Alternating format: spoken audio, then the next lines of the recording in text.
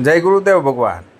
આજે આપણે રાજસ્થાનની સ્પેશિયલ આઇટમ દાળ બાટીનો પ્રોગ્રામ કર્યો છે, જે તેમની પરંપરાગત એટલે કે ટ્રેડિશનલ જે શેકીને કરવામાં આવે ભઠ્ઠામાં, એ રીતને આપણે આજે દાળ બાટી બનાવવાના છીએ। આ બાટી તૈયાર થઈ ગઈ છે અને હવે એને આપણે શેકવાની તૈયારી કરીશું। આ બાજુ ડુંગળી ટમાટરનું આપણે કટિંગ ચાલુ છે અને હવે આપણે ભઠ્ઠો તૈયાર કરી દીધો છે। સાણા હરગાવી અને ભઠ્ઠો તૈયાર કર્યો છે આપણે। આ બાજુ આપણે દાળને તૈયારી કરવા માંડ્યા છીએ।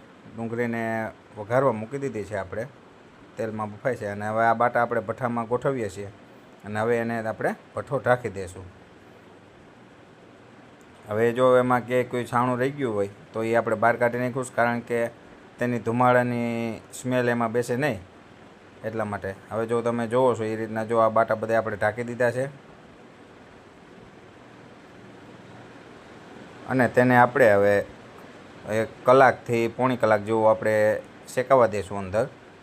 કોઈ પણ જાતનું આમાં કેમિકલ કે હાનિકારક વસ્તુઓ નાખવામાં આવતી નથી, પર દેશી તરીકાથી એટલે કે પરંપરાગત જ આપણે જો આ બનાવ્યું છે। પાછળ માથે ધૂળ રાખી દેવામાં આવી। ધૂળ રાખવાથી આપણી બાટી હોય તે બહુ દાજે નહીં। હવે એના અંદરના તાપમાનથી બફાઈ ગઈ ને બાટી તૈયાર થઈ ગઈ, દાળ તૈયાર થઈ ગઈ ને અમે બધા મિત્રોએ આજે દાળ બાટીના પ્રોગ્રામની મજા માણી। તો મિત્રો કહેજો કેવો વિડીયો લાગ્યો તમને પણ,